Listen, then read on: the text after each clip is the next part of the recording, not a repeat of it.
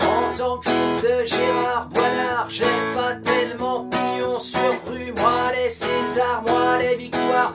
Cet album on l'a appelé Méhari, oui, parce qu'il est solaire, c'est-à-dire on s'est décapoté un peu l'esprit en le travaillant, en l'enregistrant.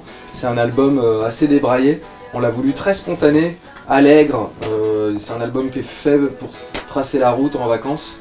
Donc oui, solaire parce que il est plutôt ensoleillé et plutôt joyeux. Ouais.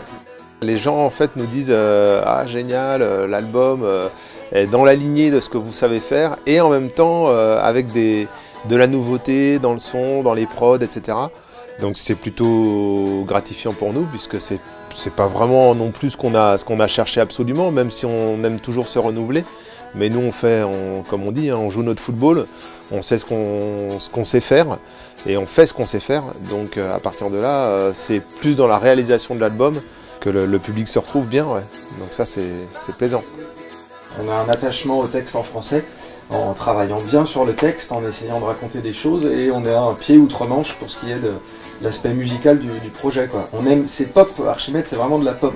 Nous les gens qu'on aime c'est les Beatles, les Kings, Oasis, la Britpop des années 90, et en même temps attachement au texte, Renaud, Dutronc, Polnareff, tout ça. Quand on ressort un album, on remet tous les compteurs à zéro, hein, et on sait jamais à quelle sauce on va être mangé. Et là, la presse est plutôt très favorable, le public est là. Le plus dur, c'est de durer, quoi. Mais à chaque fois, on repart avec notre bâton de pèlerin, on s'est jamais mis à l'abri, il faut ressortir un album tous les 2-3 ans. Ce qui est aussi l'intérêt du projet, quoi. On s'endort pas sur nos lauriers, on s'endort pas sur les beaux articles ou les bons retours. Le public lavallois, il est toujours présent, il est là avec nous depuis 2009. Et pour nous, c'est évident que les sorties, elles se font en Mayenne, quoi.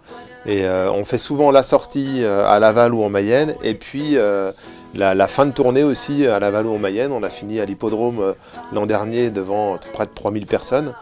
Et c'est ce qu'on fera là en 2018, mais on fera un gros événement aussi pour clore cette nouvelle tournée.